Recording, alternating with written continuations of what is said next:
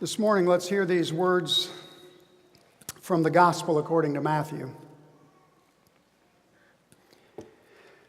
Then Peter came to Jesus and asked, "Lord, how many times shall I forgive my brother or sister who sins against me? Up to 7 times?"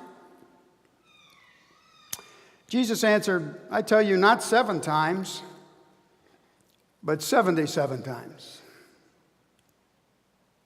Therefore, the kingdom of heaven is like a king who wanted to settle accounts with his servants. As he began the settlement, a man who owed him 10,000 bags of gold was brought to him. Since he was not able to pay, the master ordered that he and his wife and his children and all that he had be sold to repay the debt. And at this the servant fell on his knees before him. 'Be patient with me,' he begged, 'and I will pay everything back.' The servant's master took pity on him, canceled the debt, and let him go. But when that servant went out, he found one of his fellow servants who owed him 100 silver coins. He grabbed him and began to choke him. 'Pay me back what you owe me,' he demanded. His fellow servant fell to his knees and begged him, 'Be patient with me, and I will pay it back.' But he refused. Instead, he went off and had the man thrown into prison until he could pay the debt. When the other servants saw what had happened, they were outraged and went and told their master everything that had happened. Then the master called the servant in. 'You wicked servant,' he said. 'I canceled all that debt of yours because you begged me to. Shouldn't you have had mercy on your fellow servant just as I had on you?' In his anger, the master handed him over to the jailers to be tortured until he should pay back all he owed. This is how my heavenly Father will treat each of you unless you forgive your brother or sister from your heart."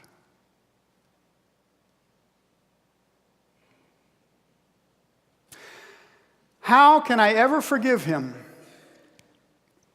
after all he did to me? How can I ever forgive him?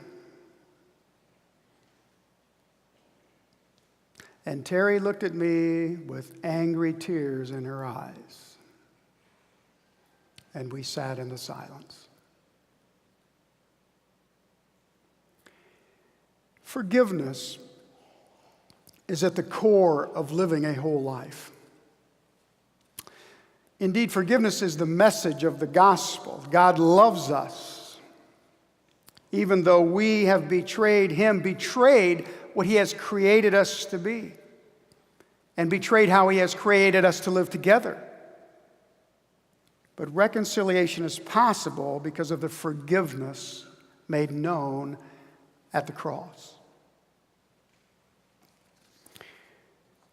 I want to welcome you back to our final message in our message series, Keys for Living. We have talked about 6 different keys for living. We've talked about faith being the key to attitude, about character being the key to success, about community being the key to wholeness, about simplicity being the key to freedom, about Sabbath being the key to time, and about generosity being the key to joy. And today we're going to talk about forgiveness as the key to healing. And forgiveness is a huge topic, and we could spend a month talking about this and probably not get into it enough. But let me just say a few things about it. First of all, we need to forgive when we have been unfairly and personally and deeply hurt. Unfairly, meaning we did not deserve it. Personally, meaning forgiving people for something they've done to us, not something they've done somewhere else. And deeply, things that cut a lasting scar. So I say all that to say that from my perspective, as a pastor, there are certain things which we do not need to worry about being forgiven. For instance, annoyances. Annoyances. I was in the checkout line yesterday at Meijer. I almost always just check out myself. But I got a gift card, and evidently I must not look 18 or something, and I have to go through a checkout line. And of course, the lady in front of me had a bunch of stuff, and of course it was ready for her to pay. And she had 2 kids somewhere in the store looking for something, and I sat there for almost 5 minutes just waiting for this lady to pay. Right? Man, that ticks me off.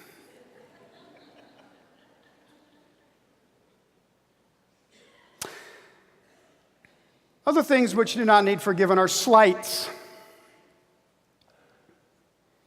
I heard somebody say just less than a week ago, I just overheard a conversation, and some woman said, well, Sheila, we were at that party, and Sheila just didn't even act like she was my friend. She felt slighted. Things we do not need forgiveness for includes disappointments. Sometimes we get passed over for a promotion and someone else gets it and we don't. Sometimes we lose a game to somebody else and they win. You know, some people turn every nuisance into a crisis of forgiveness. And for those things, we do not need to learn how to forgive, but just how to grow up. Scuffs and scrapes are part of life. When we need and ask for forgiveness for minor inconveniences, we're cheapening the meaning of the word, and we make it a lot less powerful when it is asked for and received. And so it seems to me a lot of people don't know what forgiveness is not, and for that reason they have a little trouble offering it, or they offer it too quickly and too easily. So I want to talk about the things that forgiveness is not. First of all, forgiveness is not forgetting. We need to forgive because we can't forget. You know, some people will forget as a method of denial, but forgiveness always looks a wrong straight in the eye and says it was wrong and it hurts. And that's why I forgive you. In fact, unless the truth is faced and forgiveness is offered, it is unlikely that any true forgetting will ever happen. Perhaps we could say we forgive because we plan to forget. That would be true. So forgiveness is not forgetting. Forgiveness is not smothering conflict.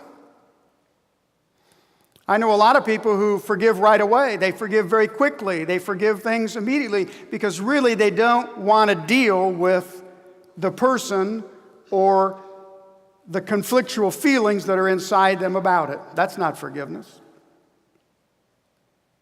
Forgiveness is not accepting people.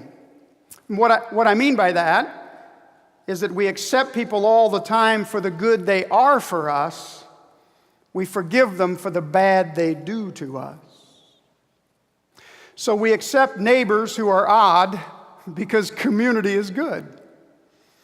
A wife accepts her husband in spite of his need to tell a dirty joke after a drink or two, and he accepts her compulsion to hover over him so that he doesn't drink too much or pick his nose in public. No relationship could survive without some trade-offs that come under the title of acceptance. But that is different from forgiveness. And ask any woman whose lover has betrayed her, and she will tell you that forgiveness is a very different thing than accepting her man because he has bad breath. Forgiveness is not forgetting, it is not smothering conflict, it is not accepting people, it is not tolerance. Forgiving people is not the same as saying what they did is okay.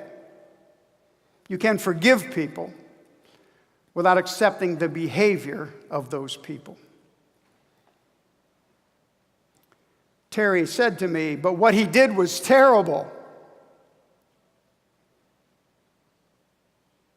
Yes. And that will never change. And no one is asking you to condone his actions. Forgiveness is not saying someone's actions are now okay. You know, so often in society, we'll see people that are popular, whether they're popular celebrities or sports stars, or whatever they do anything wrong, the fans are always very quick to, well, we forgive, and so we shouldn't do anything with them. Everyone needs forgiveness, but it does not mean that we allow or accept what they did, and it does not mean that we do not impose a penalty if a penalty is important. So forgetting, smothering, accepting, tolerating, these things are not what I think of when I think of forgiveness.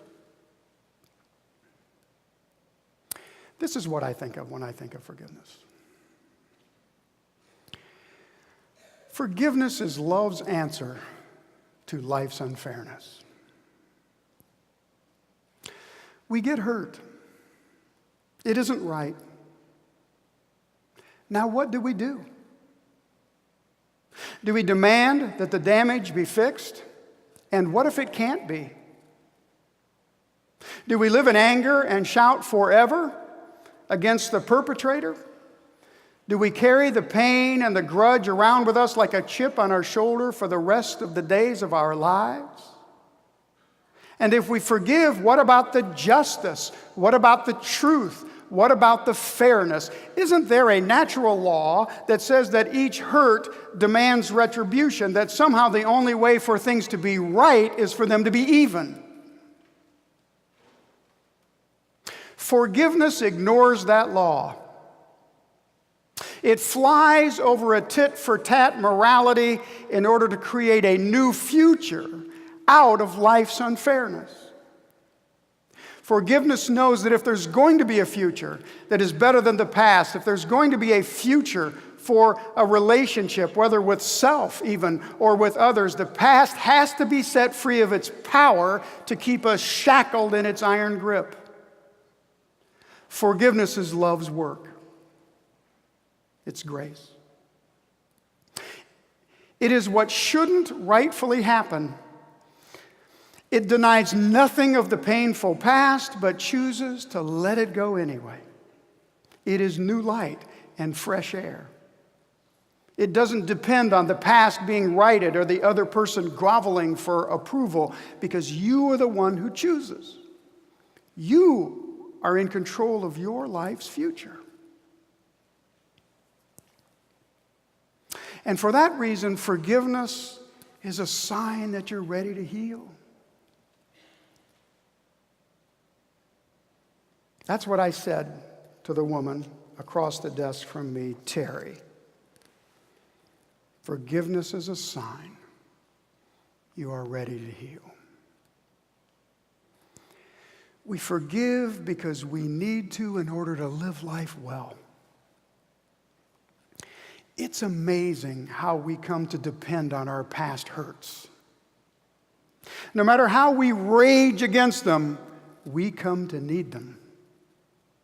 And sometimes our anger is all we have, so we nurse it. It's like fuel for us.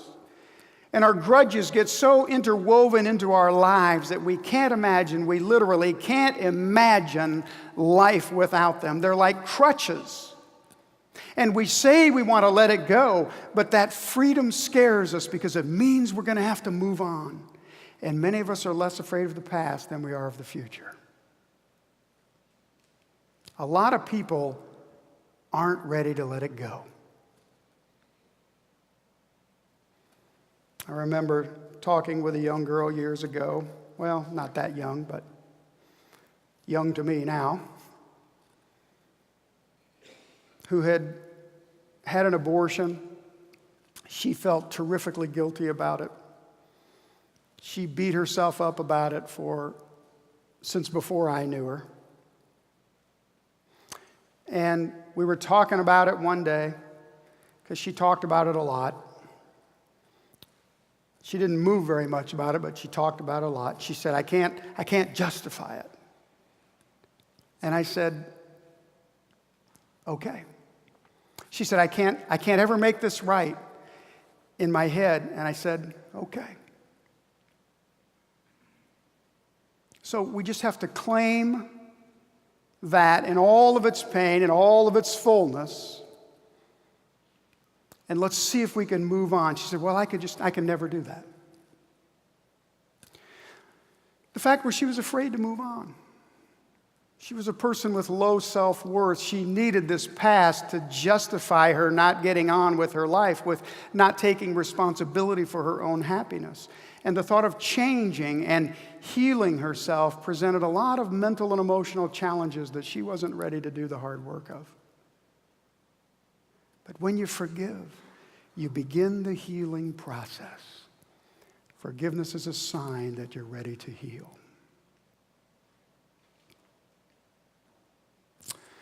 Forgiveness is usually hard and seldom swift.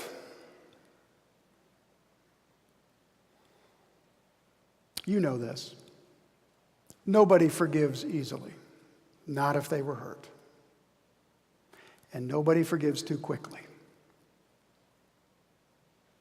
Often, forgiveness must be offered over and over and over again, mostly until it sinks into us, not into somebody else.